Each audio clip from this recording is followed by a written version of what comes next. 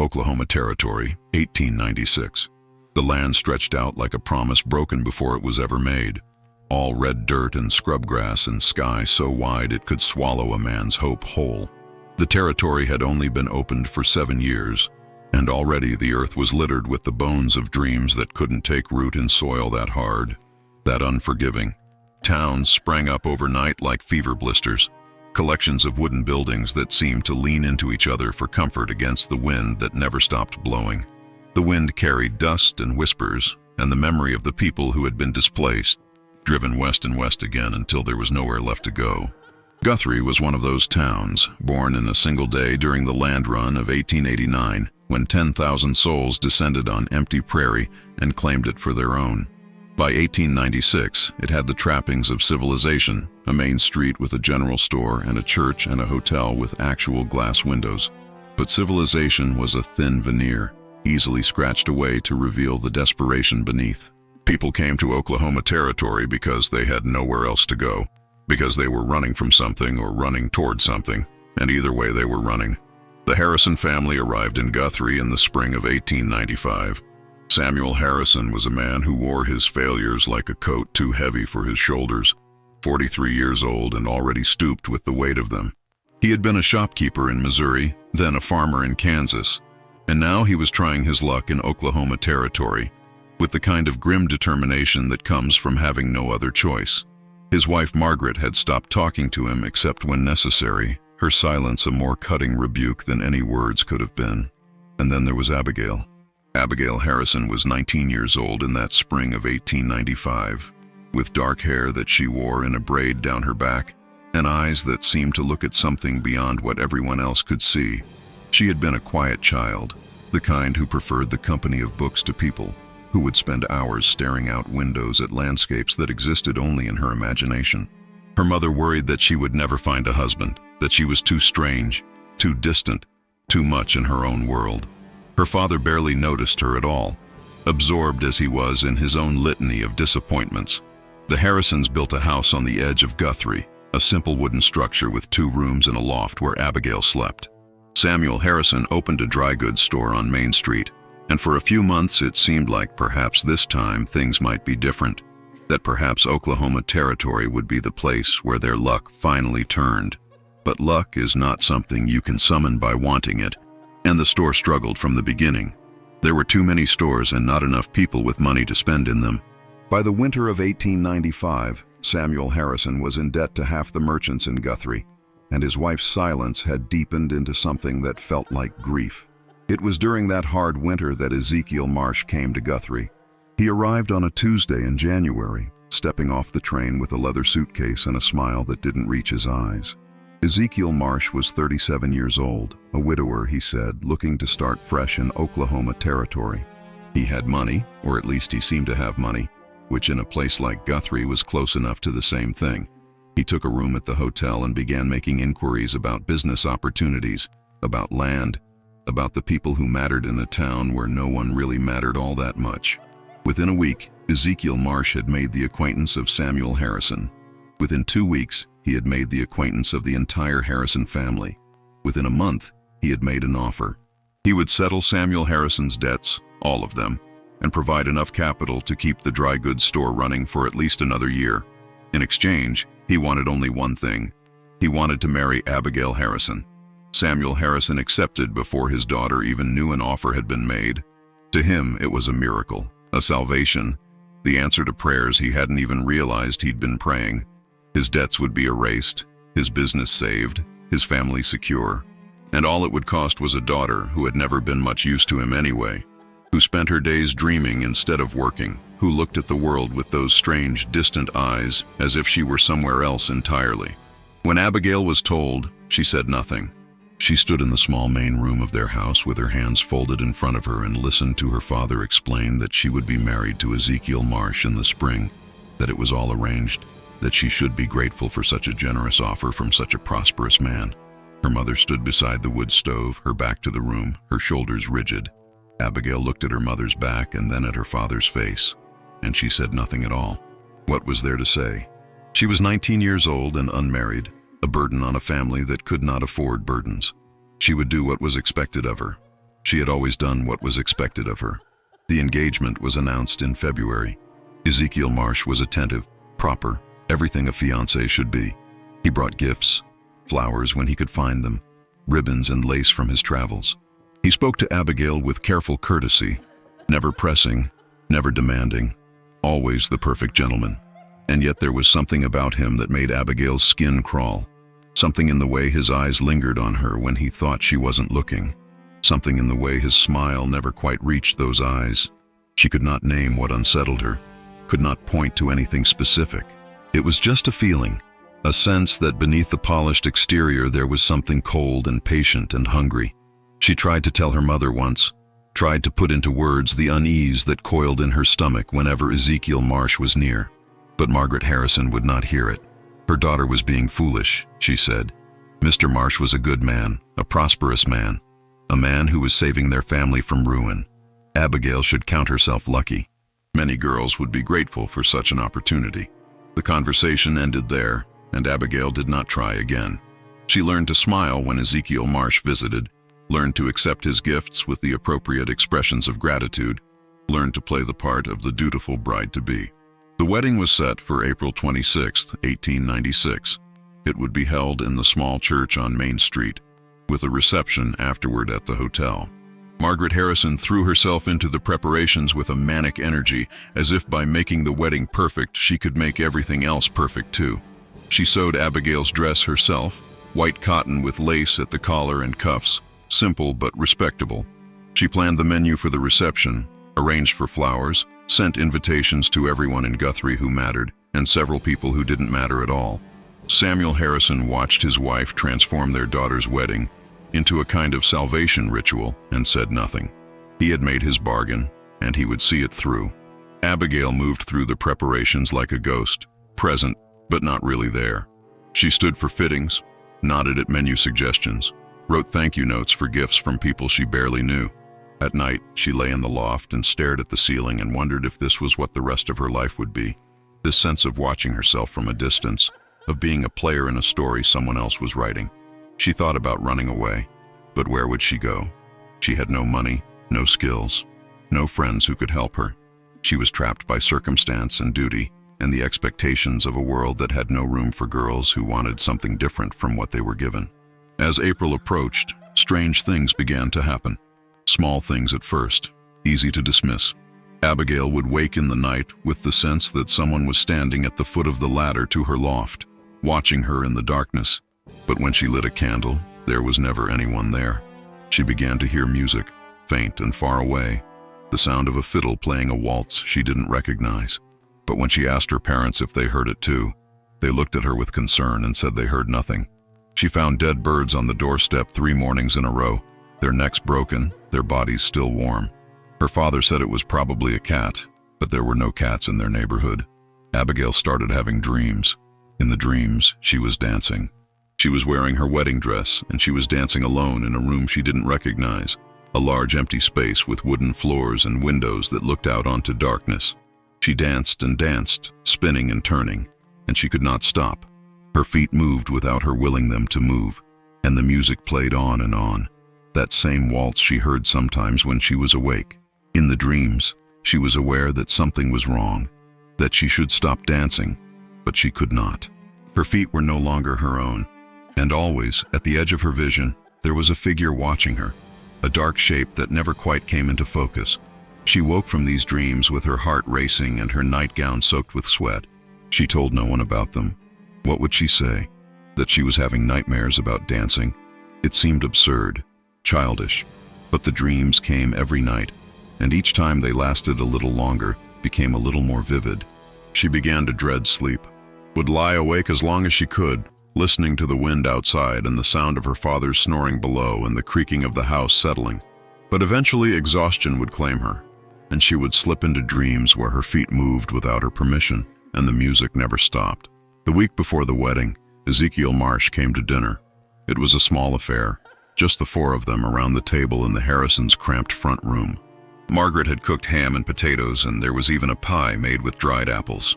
Ezekiel Marsh was charming and solicitous, complimenting the food, asking Samuel about the store, telling amusing stories about his travels. He barely looked at Abigail, which should have been a relief but somehow wasn't. She had the sense that his awareness of her was absolute, that even when his eyes were elsewhere, he was tracking her every movement, every breath. After dinner, Ezekiel Marsh asked if he might speak with Abigail alone for a moment. Samuel and Margaret exchanged glances and then nodded, retreating to give the couple privacy. Ezekiel waited until they were gone, and then he turned to Abigail with that smile that didn't reach his eyes. He told her that he knew she was frightened. That was natural, he said. All brides were frightened before their weddings, but she needn't worry. He would be a good husband to her. He would provide for her, protect her, give her everything she needed. All he asked in return was her obedience, her loyalty, her complete devotion. He reached out and took her hand, his grip firm, and told her that marriage was a sacred bond, that once they were wed, she would belong to him entirely, body and soul. He said it like it was a comfort, a promise. To Abigail, it sounded like a threat. She tried to pull her hand away, but his grip tightened. He asked her if she understood, if she accepted the terms of their union. His voice was gentle, but there was something underneath it, something hard and cold. Abigail felt ice spreading through her chest, felt the room closing in around her. She managed to nod, to whisper yes, and only then did he release her hand. He smiled, touched her cheek with his fingertips, and then he left, calling out cheerful goodbyes to her parents as he went. Abigail stood alone in the front room, rubbing her wrist where he had held her. Her skin felt cold where he had touched her face, as if the warmth had been drawn out of it. She heard her parents moving about in the other room, heard her mother's laughter, bright and false.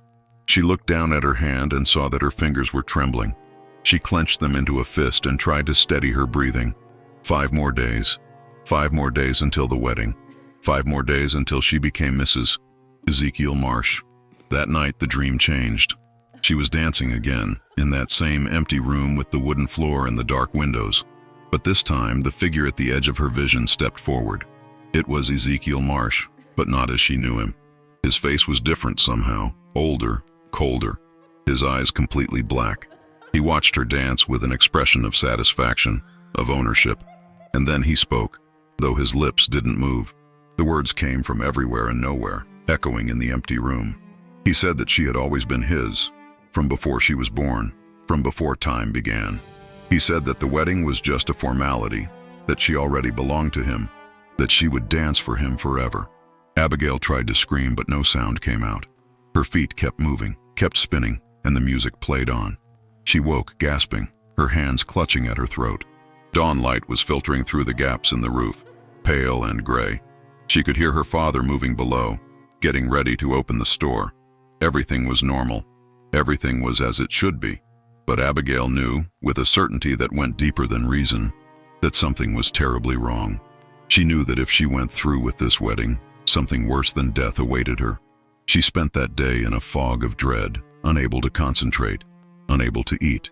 Her mother scolded her for being pale and listless, told her she needed to take better care of herself, that she couldn't be sickly on her wedding day.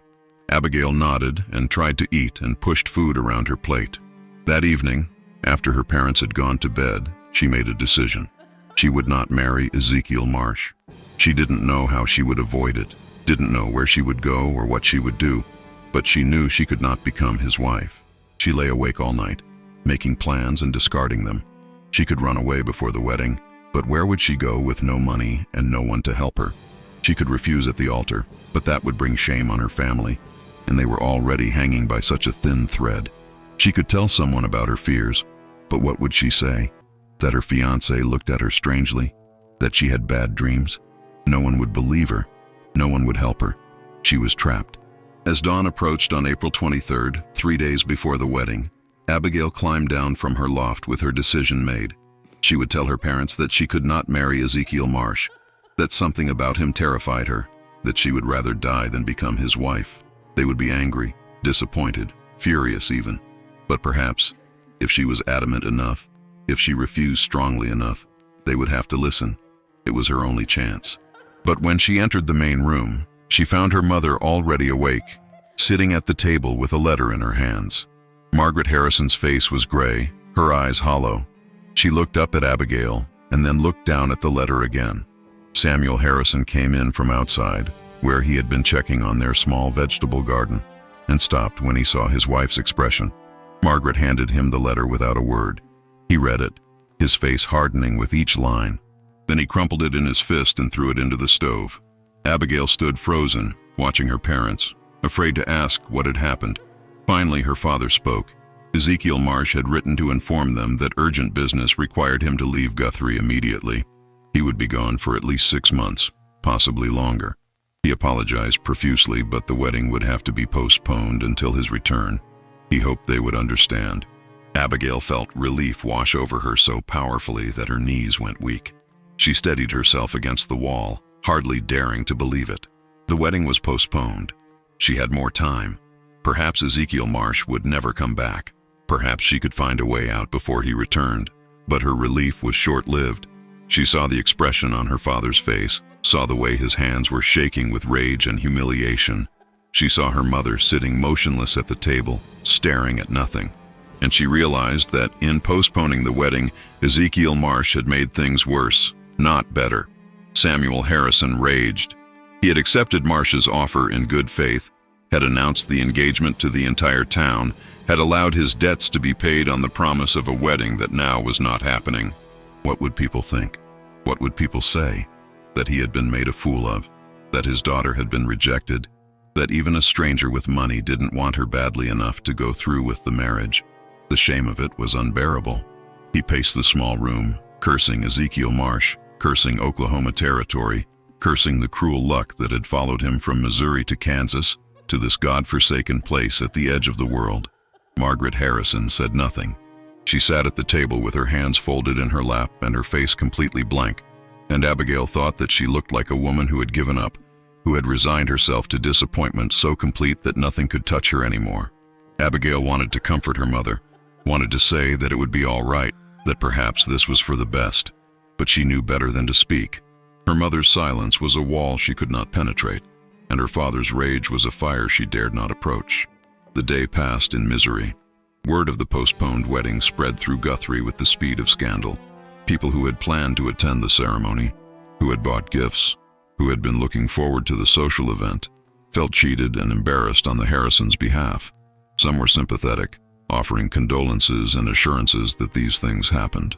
But others whispered behind their hands, speculated about what had really happened, wondered if perhaps Abigail Harrison had done something to drive her fiancé away. Abigail retreated to her loft and did not come down except when called. She lay on her narrow bed and listened to the sounds of the house below, her father's heavy footsteps, her mother's quiet weeping, and she felt a guilt so heavy she could barely breathe beneath it. This was her fault. She had wished the wedding away, had prayed for something to stop it, and now her family was suffering because her prayer had been answered. She thought about the dreams, about the figure that looked like Ezekiel Marsh but wasn't, and she wondered if she had somehow brought this upon them all. That night, she did not dream of dancing. Instead, she dreamed she was dead. She was lying in a coffin, dressed in her wedding gown, with her hands folded across her chest. She could see people gathered around her, their faces blurred and indistinct, their voices muffled as if she were underwater. She tried to tell them she wasn't dead, tried to move, to speak, to open her eyes, but her body would not obey her. And then she felt hands on her, cold hands, touching her face, her throat, her hands. She knew without seeing that it was Ezekiel Marsh, that he was standing over her coffin, and she could hear him laughing softly. She heard him say that it didn't matter, that alive or dead, she was his, would always be his. And then the dream shifted and she was dancing again, still in her wedding dress, still in that empty room. But now she realized that the dress was a burial shroud and the room was a tomb, and she would dance here forever, alone in the dark. She woke with a scream lodged in her throat, swallowed it before it could escape. The loft was dark, the house silent. She lay shaking, pulling her thin blanket up to her chin, trying to convince herself it was just a dream, just a nightmare brought on by stress and fear. But she could still feel those cold hands on her skin, could still hear that soft laughter. She got up and lit a candle, needing the light, needing to see that she was alone. The small flame cast dancing shadows on the sloped ceiling of the loft, and for a moment she thought she saw a figure standing in the corner. But it was just her own shadow, stretched and distorted by the candlelight. The days that followed were gray and heavy. April moved toward May with the inevitability of a season that cared nothing for human suffering. Samuel Harrison threw himself into his store with renewed desperation, as if by working hard enough he could outrun his humiliation. Margaret Harrison moved through the house like a sleepwalker, cooking and cleaning and going through the motions of living without any apparent awareness of what she was doing. And Abigail remained in the loft as much as possible, emerging only when absolutely necessary, unable to bear the weight of her parents' disappointment and the knowledge that she was the cause of it. She stopped eating. Not consciously at first, but she found that food turned to ash in her mouth, that her stomach rebelled against anything she tried to swallow. Her mother noticed, tried to force her to eat, to drink at least some broth or tea, but Abigail couldn't. Every attempt made her gag, made her throat close up. She grew thinner, paler, her eyes taking on a hollow, haunted look. She knew she should be concerned, should try harder, but she couldn't seem to care. It was as if something inside her was dying, withering away, and she was powerless to stop it. On April 25th, the day that should have been the day before her wedding, Abigail collapsed. She had climbed down from the loft that morning, intending to help her mother with some household task, and her legs simply gave out beneath her. She fell to the wooden floor, and the world spun and darkened. She heard her mother screaming her name, felt hands on her, lifting her, and then there was nothing. When she woke, she was in her parents' bed, which was softer than her own and smelled of lavender and old cloth. The doctor was there, a man named Crenshaw, who had come to Guthrie 6 months ago and set up practice in 2 rooms above the general store. He was examining her, taking her pulse, listening to her heartbeat with a wooden stethoscope. Her parents stood at the foot of the bed, their faces taut with worry. Dr. Crenshaw asked her questions. How did she feel? Was she in pain? When had she last eaten? Abigail answered in whispers, her voice weak and distant. The doctor conferred with her parents in low voices. He said that Abigail was severely malnourished, that she needed rest and nourishment and time to recover. He prescribed beef broth and eggs and milk, gentle foods that her stomach might tolerate. He said that she must stay in bed, must not exert herself, and that someone should watch over her to make sure she ate and drank. He implied, without saying it directly, that Abigail's condition was not purely physical, that there was something wrong in her mind or her spirit that was manifesting in her body. He had seen it before in young women, he said, this wasting sickness born of melancholy or hysteria. Time and care were the only cures he could offer. Samuel Harrison paid the doctor and saw him out. Then he returned to his wife and daughter, his face a mask of controlled fury. He told Abigail that this was unacceptable, that she was behaving like a child, that she was making things worse for everyone with her theatrics. Did she want to die? Was that it? Was she trying to punish them? Margaret Harrison put a hand on her husband's arm, trying to calm him, but he shook her off.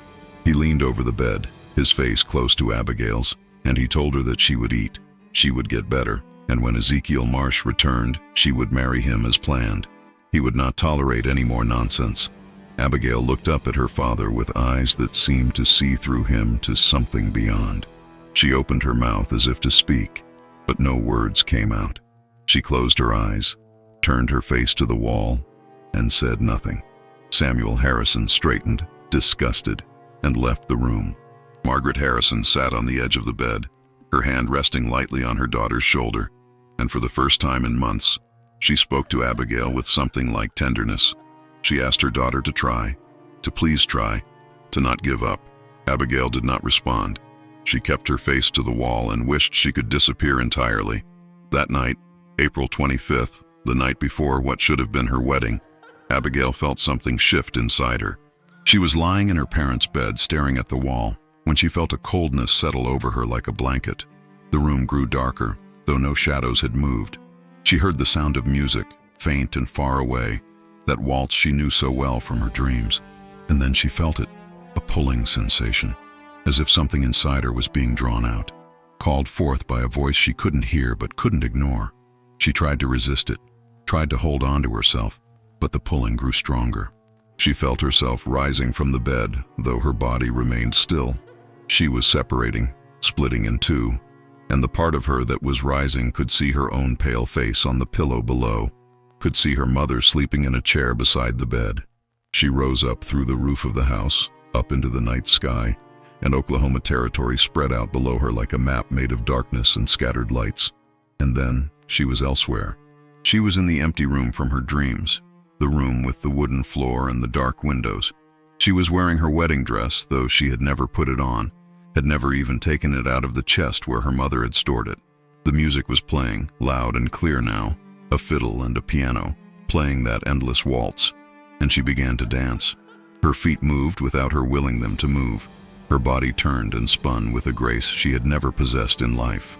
She was dancing alone in the empty room, and she knew with absolute certainty that she would dance here forever. This was what Ezekiel Marsh had done to her. This was the price of refusing him. He had claimed her in some way that transcended the physical world, had bound her to him through means she didn't understand, and now she would dance until the end of time, or until he chose to release her. But then something unexpected happened. As she danced, she felt a presence behind her. She turned her head, still moving to the music, and saw a figure standing in the doorway. It was not Ezekiel Marsh. It was a woman, old and bent, with white hair and eyes that glowed with a pale light. The woman watched Abigail dance, and then she spoke, her voice like wind through dead leaves. She said that Abigail had been marked, had been chosen, but that the binding was not complete. She said that Abigail still had a choice, though the price of that choice would be high. She could accept what Ezekiel Marsh had made of her, could dance in this liminal space until he came to claim her fully. Or she could break the binding by completing what he had started, by becoming in death what she had refused to be in life. Abigail did not understand. Her feet kept moving, kept carrying her through the dance, and she tried to ask what the old woman meant, but the woman was fading, dissolving into the darkness beyond the doorway. Her last words hung in the air like smoke. She said that 40 nights was the time of trial, the time of transformation. She said that if Abigail danced for 40 nights, if she wore the wedding dress and moved to the music and held on to herself through the transformation, then at the end, she would be free. Not alive, but free. Her own, not his. It was the only way.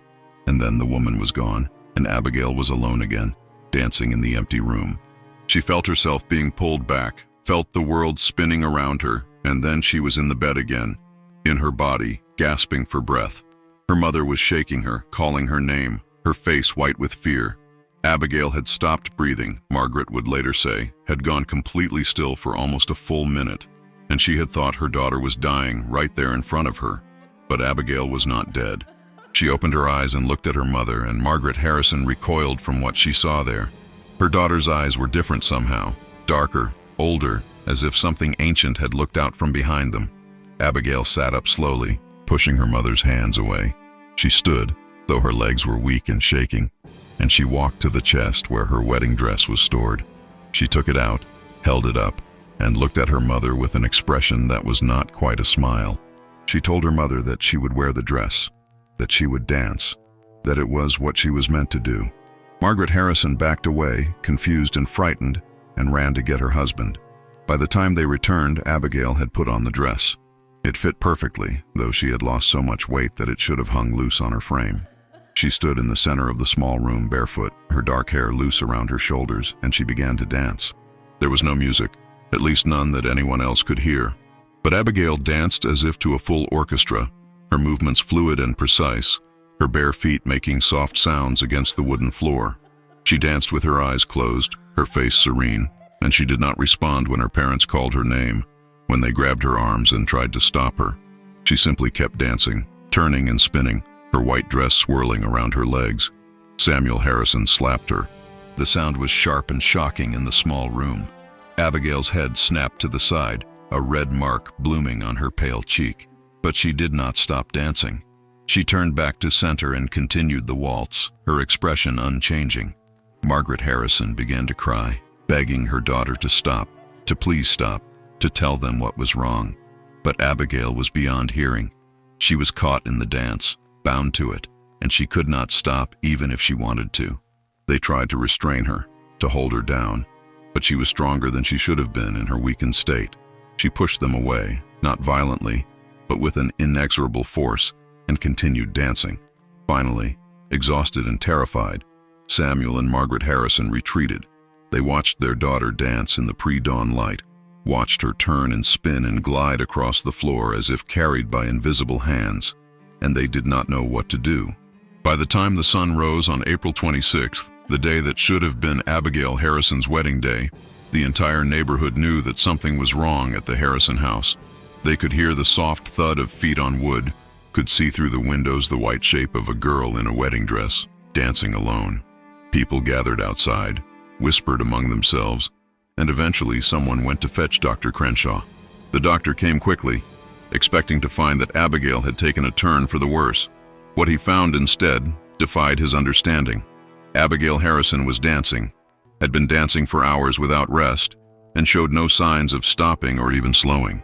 He tried to examine her, but she moved away from his hands without breaking the rhythm of her dance.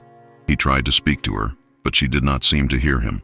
Her eyes were open but unseeing, her face blank and peaceful. She was there and not there, present in body but absent in some essential way. Dr. Crenshaw had no explanation and no cure. He suggested that they let her dance herself to exhaustion, that eventually she would have to stop. But as the hours passed and Abigail continued to dance, it became clear that exhaustion was not going to claim her. She danced through the morning and into the afternoon, danced as the sun crossed the sky and began its descent toward evening. She did not eat, did not drink, did not pause even for a moment. She simply danced, her bare feet wearing a path in the wooden floor, her white dress stained with dust but still bright in the dimming light. By nightfall, the crowd outside the Harrison house had grown. People came to watch the girl who danced without stopping, came to witness something they could not explain. Some said it was hysteria, the same wasting sickness Dr. Crenshaw had mentioned. Others said it was possession, that the devil had gotten into Abigail Harrison and was using her for his amusement. Still others said it was grief or madness, or some combination of the two.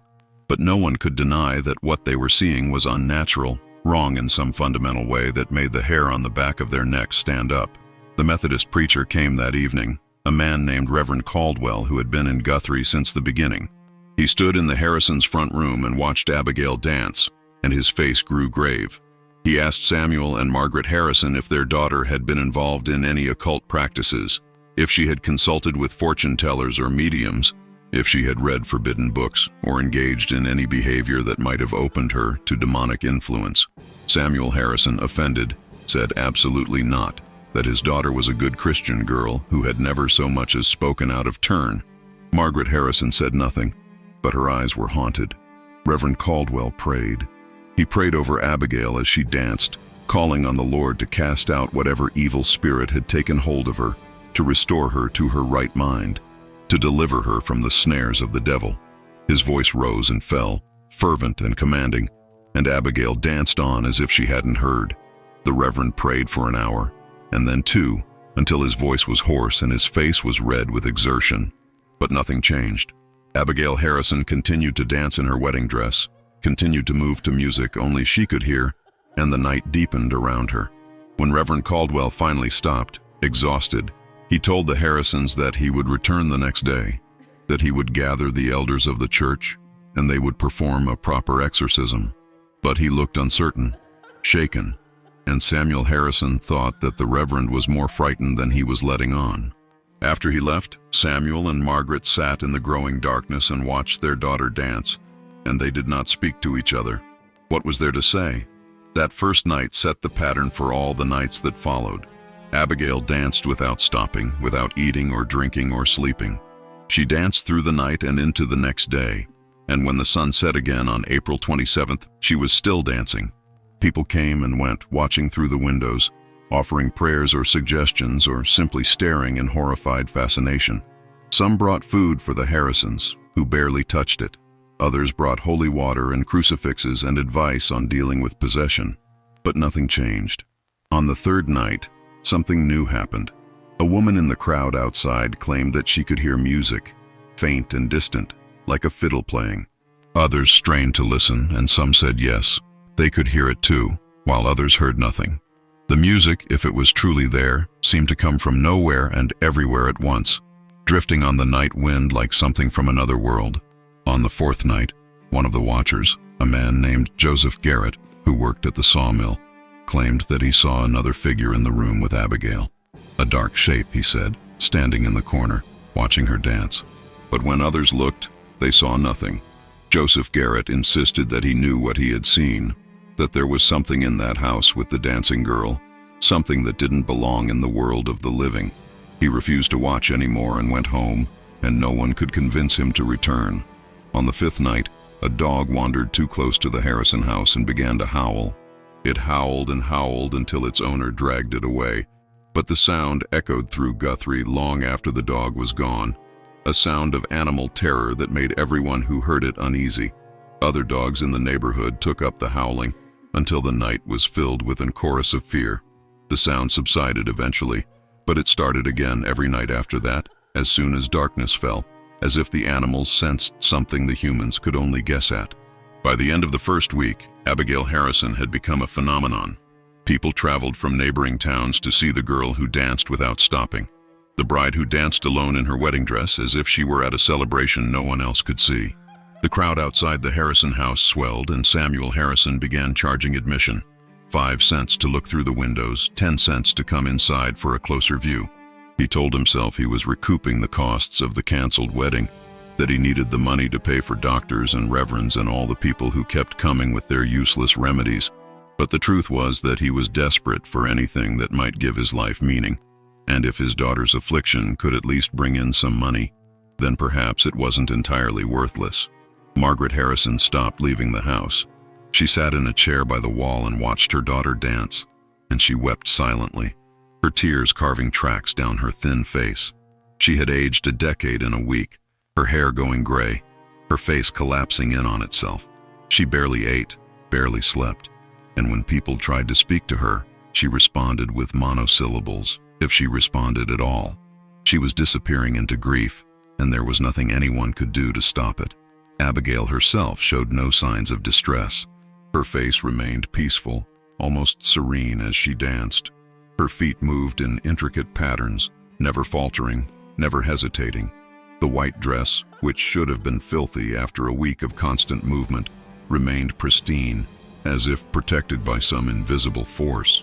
Her hair, loose around her shoulders, swayed and drifted as she turned, catching the light in a way that seemed almost luminous. She looked like a spirit, like something not quite of this world, and the people who watched her felt a mixture of awe and horror. On the 10th night, Reverend Caldwell returned with 3 other ministers from neighboring towns. They had brought holy water and Bibles and a determination to drive out whatever demon had possessed Abigail Harrison. They formed a circle around her as she danced, and they began the exorcism. They prayed and chanted and threw holy water, and they commanded in the name of Christ that the evil spirit depart. The ritual lasted for hours, the ministers' voices rising and falling in a rhythm that was almost hypnotic.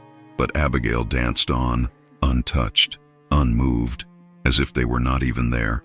Near midnight, one of the ministers, a young man named Thomas Pritchard, let out a cry and stumbled backwards. He claimed that something had touched him, that he had felt cold hands on his throat, choking him. The other ministers rushed to his aid, and the exorcism dissolved into chaos. Reverend Caldwell called an end to the proceedings, his face gray with exhaustion and defeat. He told the Harrisons that he didn't know what held Abigail in its grip, but it was beyond his power to break. He suggested they contact the Catholic diocese in Oklahoma City, that perhaps a priest with training in such matters might have better luck. But his voice held no conviction. He knew, as everyone knew, that Abigail Harrison was beyond saving. On the 15th night, a woman named Clara Hendricks, who claimed to have the second sight, came to the Harrison house.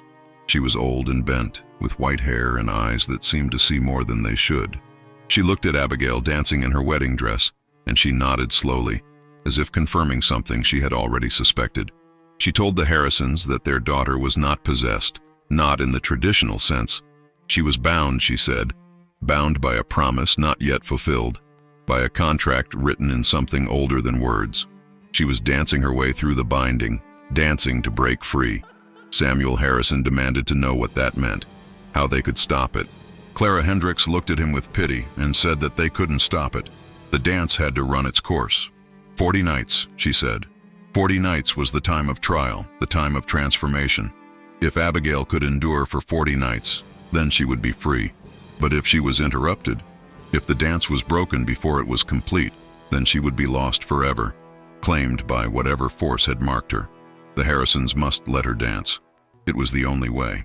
Samuel Harrison called the old woman a fraud and threw her out, but her words lingered, spreading through the crowd that had gathered outside. 40 nights.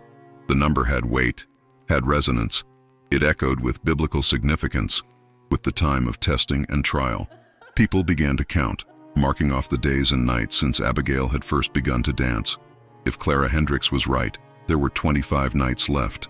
25 nights until they would know if this was salvation or damnation. The nights became a vigil. People came every evening to watch Abigail dance, to bear witness to whatever was happening in that small house on the edge of Guthrie. They brought lanterns and candles, and the light spilled out into the street, turning the night into something strange and otherworldly. Some prayed, some sang hymns, some simply watched in silence. The crowd became a community, bound together by the shared experience of witnessing something beyond explanation. On the 20th night, Abigail spoke for the first time since the dancing had begun. Her eyes remained closed. Her feet continued their endless waltz, but her lips moved and words came out. She spoke in a whisper, so soft that only those closest could hear. She said that she was almost through, that she could feel the binding breaking, that the music was changing.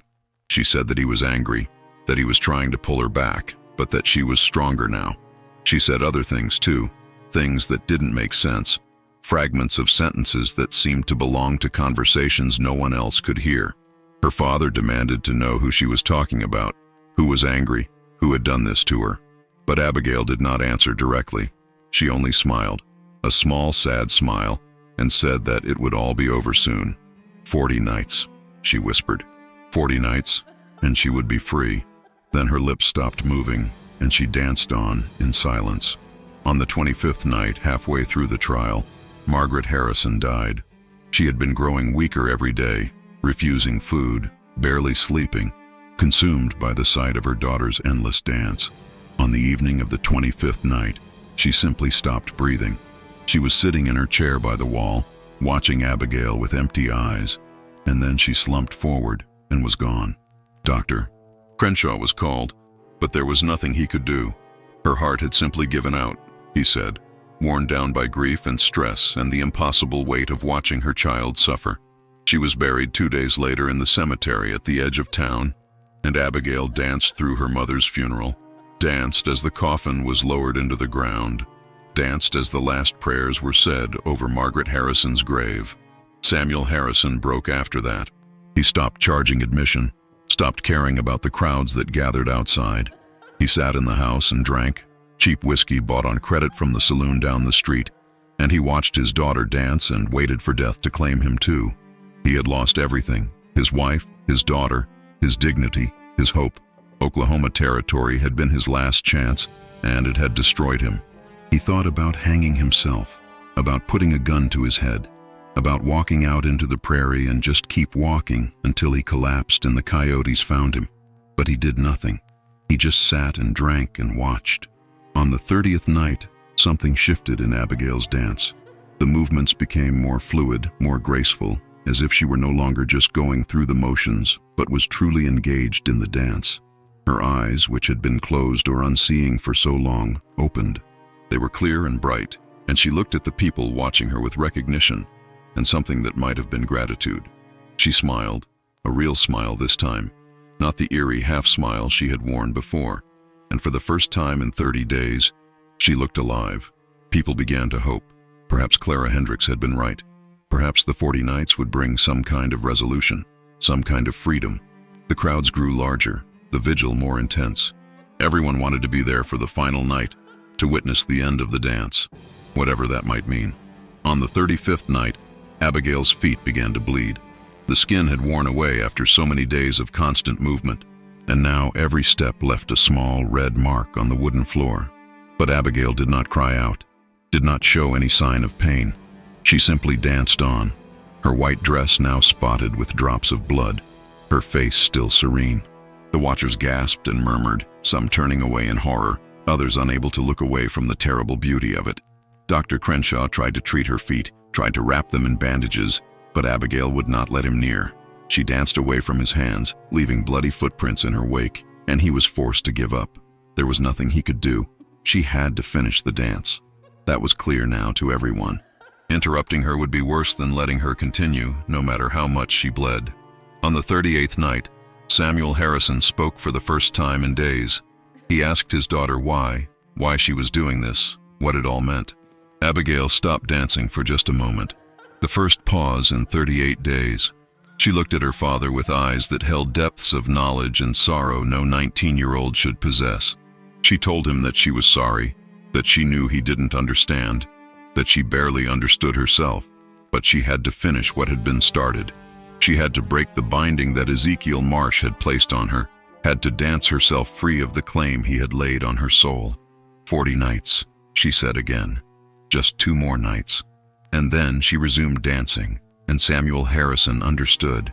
Ezekiel Marsh, the man who was supposed to marry his daughter, the man who had postponed the wedding and disappeared, the man who had smiled with cold eyes and spoken of possession and loyalty. Samuel Harrison had thought Marsh was just another ambitious carpetbagger, looking to make his fortune in Oklahoma territory.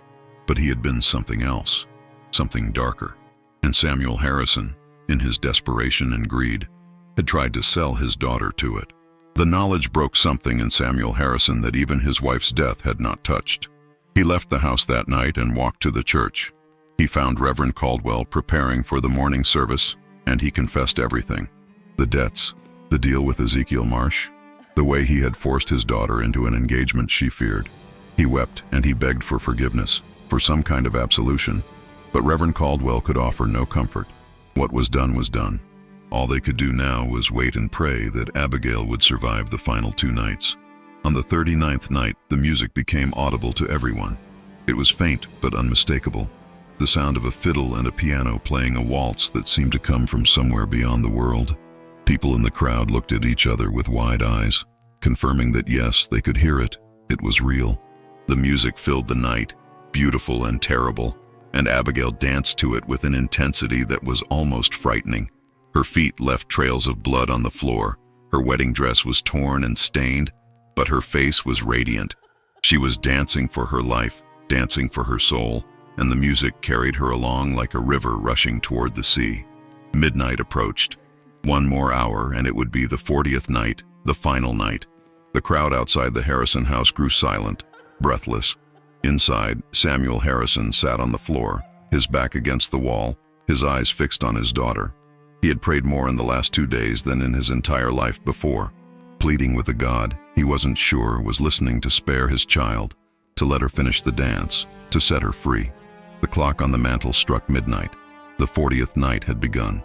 Abigail's movements became faster, more frenzied, as if the music was speeding up, rushing toward some crescendo. The wounds on her feet bled freely, painting the floor red.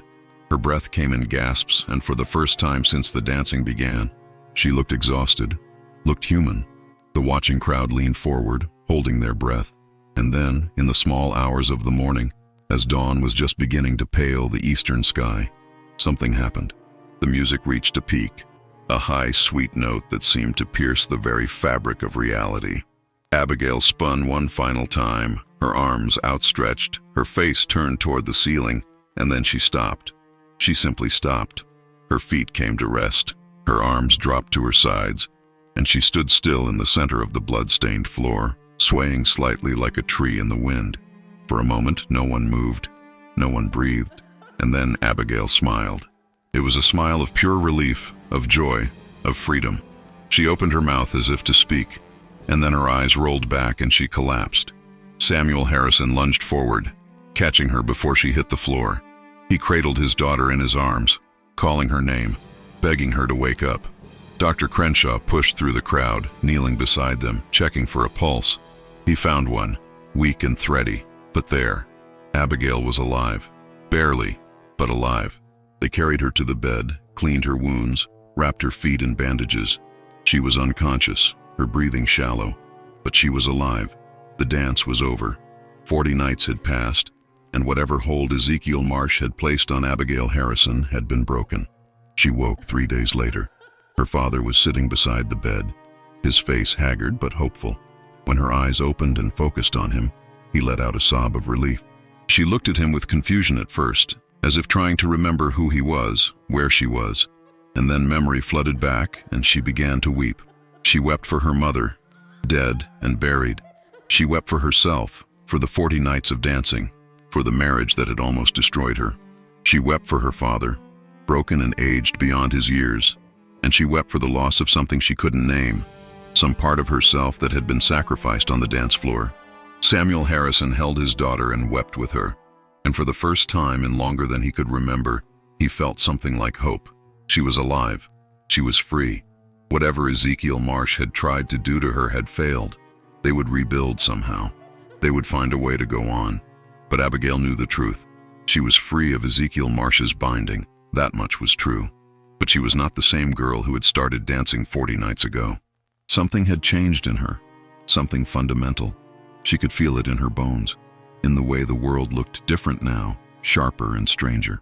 She had danced on the border between life and death, had spent 40 nights in a place that existed between worlds, and she had brought something back with her, some knowledge or power or curse that she didn't yet understand. She could see things now, things that others couldn't see, shadows that moved on their own, figures that appeared at the edges of her vision and disappeared when she looked directly at them. She could hear voices in the wind, whispers in the walls, the thoughts of the dead mingling with the thoughts of the living. The veil between worlds had grown thin for her, worn away by the dance, and she could see through it now whether she wanted to or not.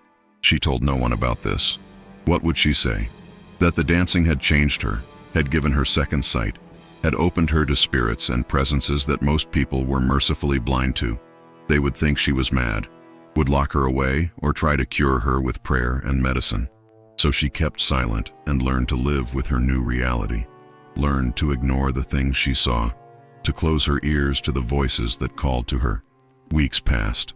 Abigail's feet healed slowly, the wounds scarring over but never quite disappearing. She walked with a slight limp now, a reminder of the 40 nights. Her father tried to return to normal life, tried to pretend that nothing had happened. He reopened the store, though business was terrible.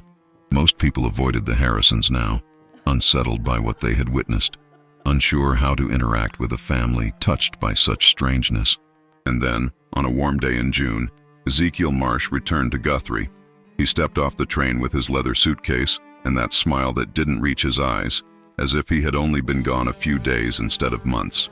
He went to the hotel, took a room, and sent word to Samuel Harrison that he wished to resume their arrangement. The wedding, he said, had been postponed long enough. It was time to set a new date. Samuel Harrison refused. He wrote back a brief note saying that the engagement was broken, that his daughter would not be marrying Ezekiel Marsh now or ever, and that Marsh should leave Guthrie and never return. He expected anger, expected threats, expected some kind of retaliation. But Ezekiel Marsh simply smiled when he received the note.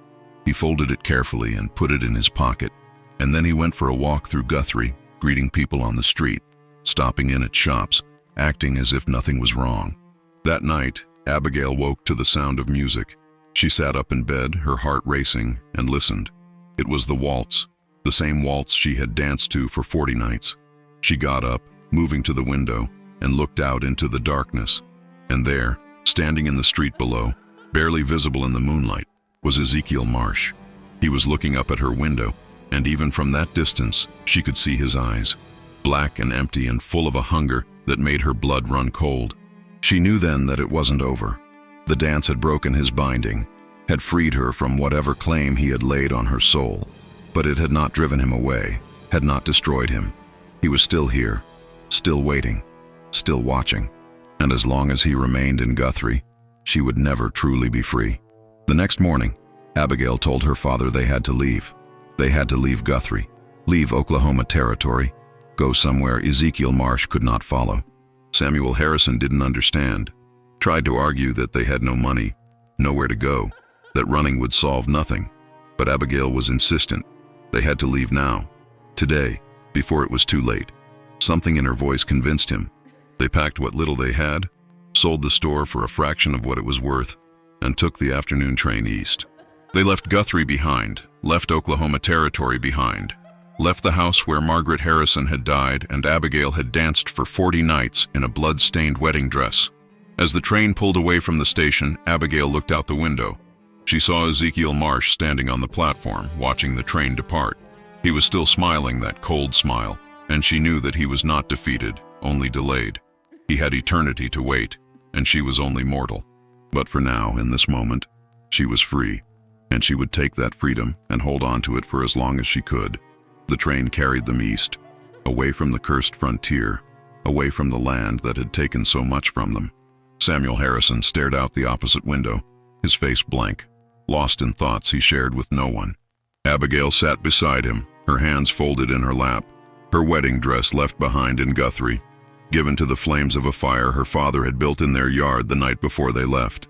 She watched the landscape roll by, the red dirt and scrub grass giving way to greener fields, and she thought about the old woman who had come to her, the woman with white hair and glowing eyes who had told her about the 40 nights. She wondered if that woman had been real or just another vision, another shade from the thin place where she had spent 40 nights dancing.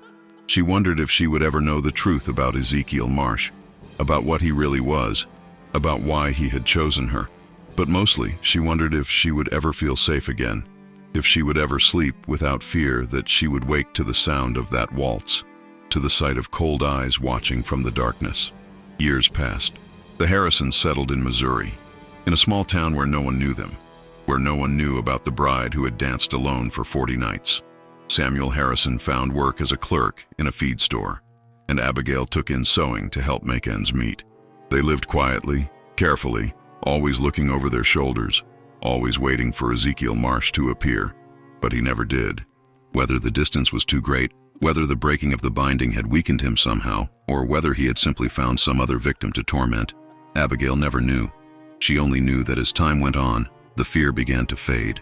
The things she saw at the edges of her vision became familiar, almost companionable. The voices she heard in the wind became a kind of music she learned to live with. She had been changed by the 40 nights, had been marked by them, but she had survived. And survival, she learned, was a kind of victory all its own. She never married. Men occasionally showed interest, but she turned them all away with gentle firmness. She had no desire to bind herself to anyone, not after what she had nearly become. She lived her quiet life, sewing dresses for other brides, watching them walk down aisles toward futures she would never have. And sometimes, late at night when sleep would not come, she would stand in her small room and close her eyes and remember the dance, the endless turning, the music that never stopped, the white dress that never grew dirty, the blood on the floor. She would remember, and then she would open her eyes and return to her ordinary life, grateful for its simplicity, grateful for its freedom. Samuel Harrison died in 1904, 8 years after they left Oklahoma Territory. He went quietly in his sleep, and Abigail buried him in the town cemetery with a simple headstone that bore his name and dates and nothing more.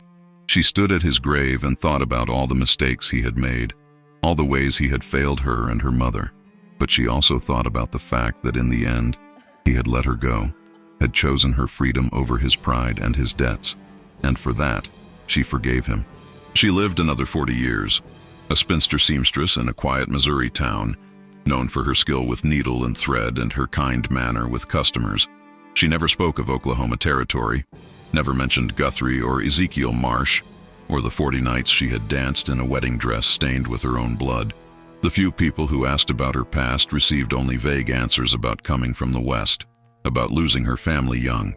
And if anyone noticed the way she sometimes paused in her work to stare at nothing, the way she would tilt her head as if listening to music no one else could hear, they said nothing. She was odd, perhaps, but harmless, and in a small town that was enough. Abigail Harrison died in 1944 at the age of 67.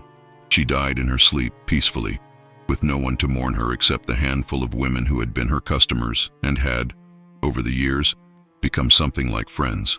They found her in her bed, her face smooth and peaceful, her hands folded across her chest, and on the floor beside the bed, they found a pair of old worn shoes, the soles stained with what looked like dried blood. They thought it was odd, but they said nothing, and the shoes were buried with her. In her later years, Abigail had sometimes thought about going back to Guthrie to see what had become of the town, of the house where she had danced, but she never did. Some doors, once closed, are better left that way. Some frontiers, once crossed, cannot be crossed again. She had escaped, had survived, had lived a long, quiet life on the other side of horror. That was enough. That was more than enough. But the story did not end with Abigail's death. Stories like hers never truly end. They sink into the soil, seep into the groundwater, become part of the land itself. In Guthrie, people still remembered the bride who danced alone, though the details grew fuzzy with time, changed by retellings until the truth was buried under layers of myth and speculation. Some said she had died during the dance, that her ghost still haunted the house where it happened. Others said she had gone mad and been committed to an asylum. Still others said she had simply disappeared, vanished into the night after the 40th dance, never to be seen again. The house where the Harrisons lived was torn down in 1912 to make way for a new road. But people avoided building on that particular spot, said there was something wrong with the land, that nothing planted there would grow, that animals wouldn't walk across it. Eventually, it became a vacant lot, and it remained that way for decades. A patch of bare earth in the middle of a growing town, a scar that would not heal. And sometimes, on certain nights, people passing by that vacant lot claimed they could hear music, faint and distant, the sound of a fiddle playing a waltz. Some said they saw a figure there, a girl in a white dress, dancing alone in the moonlight. But when they looked more closely, there was nothing, just bare earth and darkness, and the wind blowing through Guthrie's empty streets. Ezekiel Marsh was never seen in Guthrie again after the Harrisons left. Some said he had followed them, others that he had moved on to some other town, some other victim. But there were stories, whispered stories that spread through Oklahoma territory and beyond, of a man with cold eyes who came to places on the edge of civilization, who offered help to desperate people, who asked for daughters in exchange for debts forgiven. The story said that those who accepted his offers rarely lived long enough to regret it, that the daughters who were promised to him disappeared or died, or went mad in ways that defied explanation. Whether these stories were true or simply the kind of folklore that grows up around tragedy, no one could say for certain. But they persisted, passed down through generations, changing and evolving, but never quite dying out. And in those stories, there was always a detail that remained constant. The ones who escaped him, the few who managed to break free of whatever binding he placed on them, always spoke of dancing alone to music only they could hear, of dancing for 40 nights until the binding broke, of dancing until their feet bled and their souls were their own again. The 40 nights became a kind of legend, a test of endurance and will. It was said that if you were marked by darkness, if you were claimed by something that should not exist in the waking world, you could break free by dancing. 40 nights of unceasing movement. 40 nights of holding on to yourself while something tried to pull you apart. 40 nights of bleeding and enduring and refusing to stop. And if you could survive that, if you could dance through the transformation and emerge on the other side, you would be free. Changed perhaps, marked forever, but free. It was a terrible price to pay for freedom. But for those who had no other choice, who were caught in the grip of something they could not fight in any conventional way, it was the only price available, and some paid it.